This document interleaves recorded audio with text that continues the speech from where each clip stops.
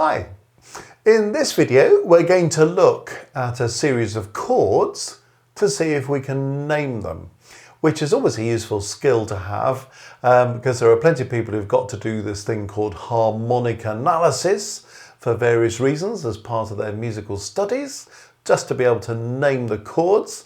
There are other people who are writing music, wanting to think about which chords to use where, so a bit of harmonic analysis is useful there. There are plenty of people playing music, maybe just wondering what the chords are that they're playing. And when you know what the chords are, it sort of informs your interpretation a bit, because you can see which are the straightforward chords, if you like, and which are the chords that are a bit more colourful, that maybe just want to be drawn out in some way.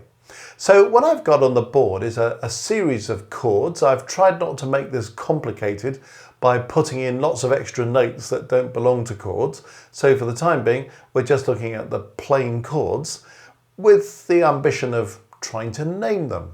So the first thing we want to know about when we're naming chords is which key we're in, because obviously with 3 flats in the key signature, we could be in E flat major, or we could be in the relative minor of C minor.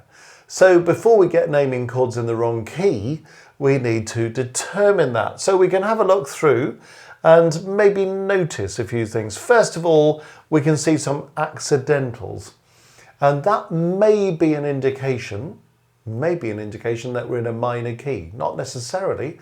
You might be in a major key, but you've got some chromatic chords around that are using accidentals that are sort of naturally foreign to the key. So we need to kind of check that situation out. So let's have a look at which accidentals we've got. Well, there's a B natural here.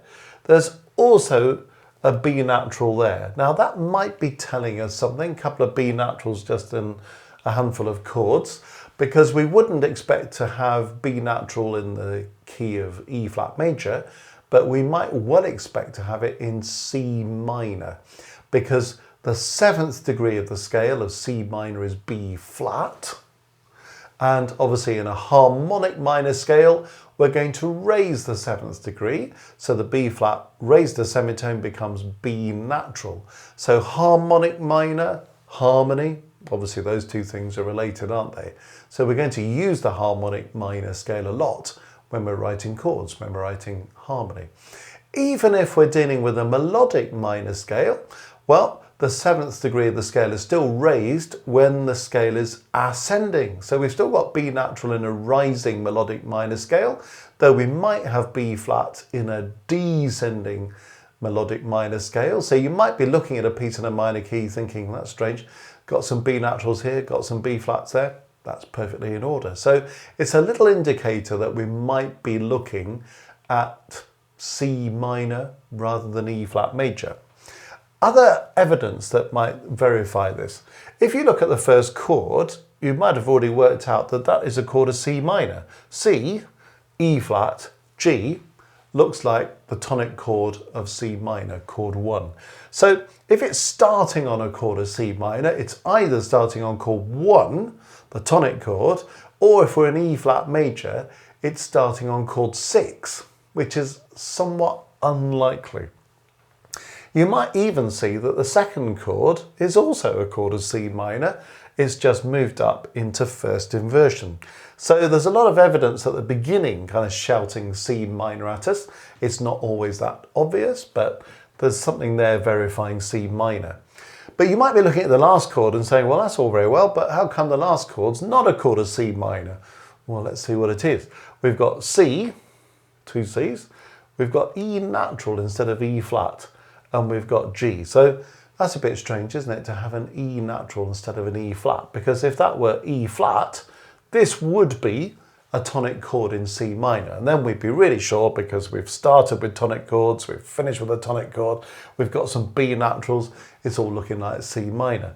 But this just puts us off a little bit, doesn't it? Well, there's a little technique that sometimes gets applied to the very last chord of a piece of music in a minor key. And it's this thing called tierce de Picardy. And in a tierce de Picardy, you take the third of the chord and you raise it a semitone. So it should be that the third is E flat it's been raised a semitone to E natural. So that is, in C minor, a tierce dipicado. And it just means that in a minor key, you suddenly have this bright major finish, and it works really well. We don't do it the other way around, by the way. You don't start in a major key and then finish on a minor chord. It doesn't work very well. But if you're in a minor key and you finish on a tonic major chord, it kind of brightens the landscape right at the end.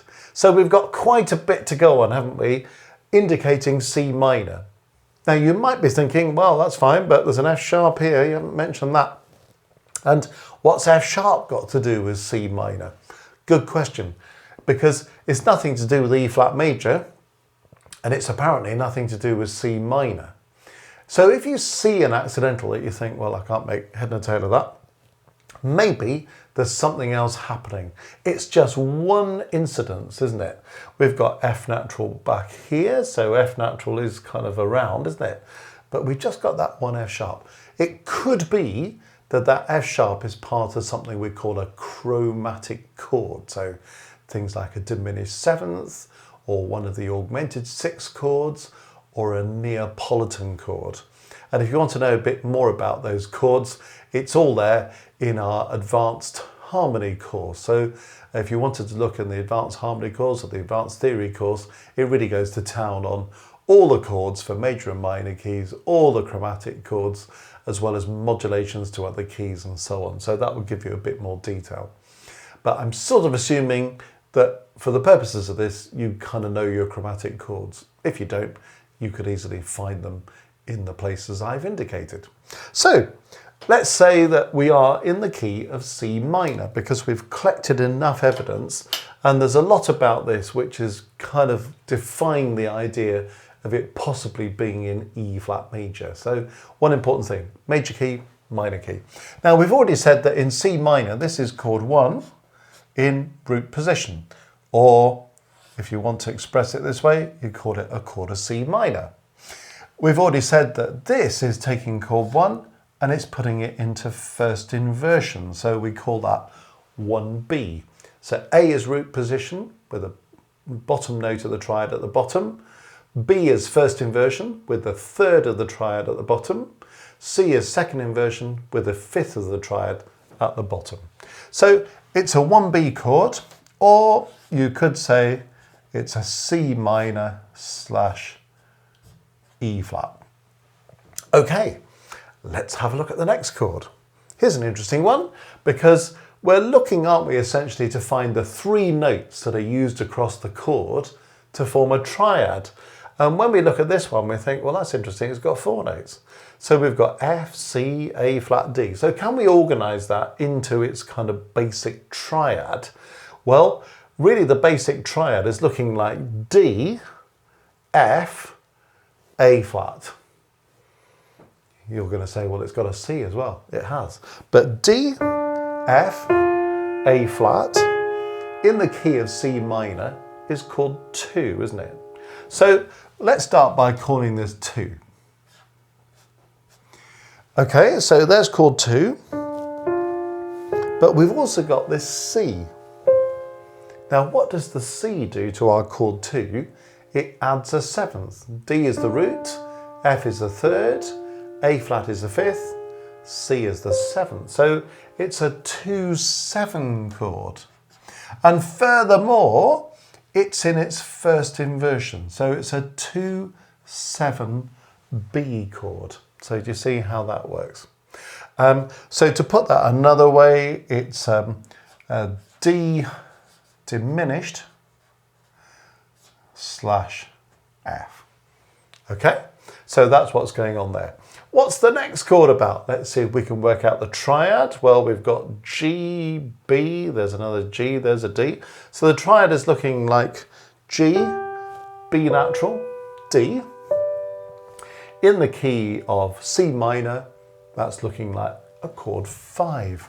So it's a chord 5 in root position, because G's in the bass, or you can simply call it a G chord. Okay, now then, here comes the colourful one. Let's see if we can work this one out. Well, we've got A flat in the bass. We've got C in the tenor. Then we've got F sharp in the alto part.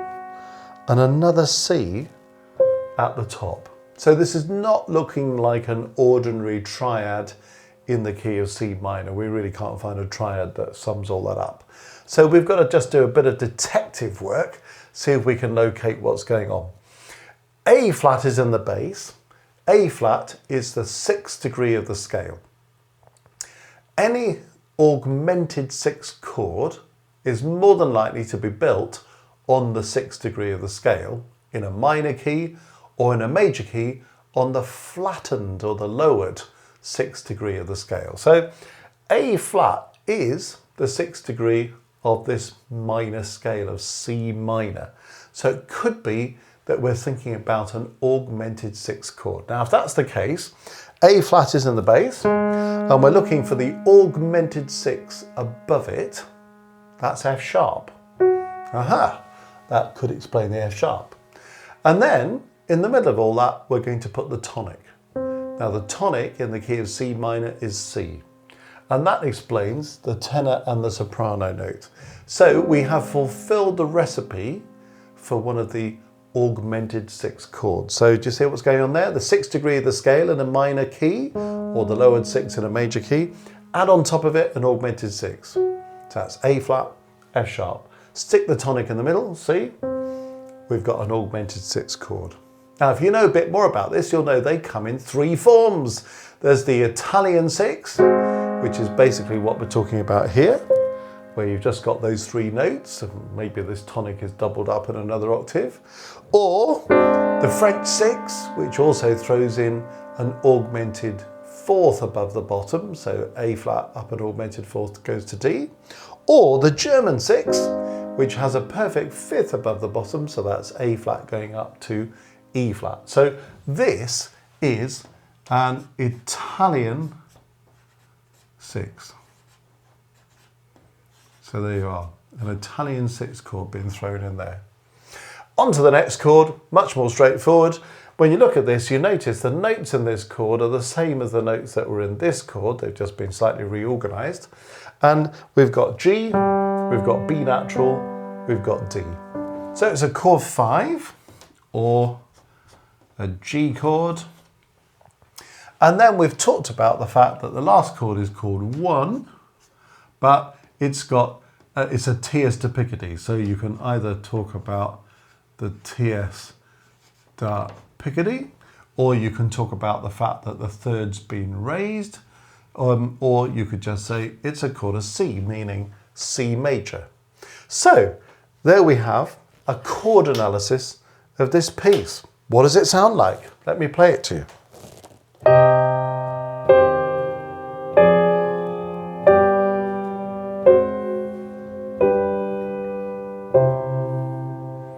So you can hear this chromatic chord, and you can hear the impact of the tierce to Picardy. So 1, 1B, 2, 7B, 5, Italian 6, 5, tierce to Picardy.